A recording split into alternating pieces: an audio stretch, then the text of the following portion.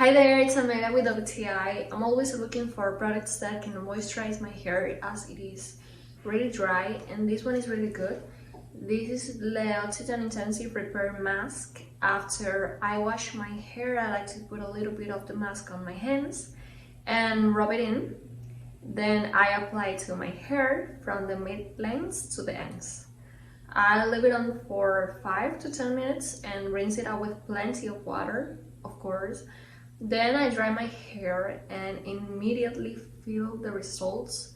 My hair looks shinier, smells great, soft, moisturized, and strong. Without a doubt, this is one of the best products for my hair. It has a combination of oils and I really like that. So if your hair is really dry and you want a moisturizing mask, this one is really good.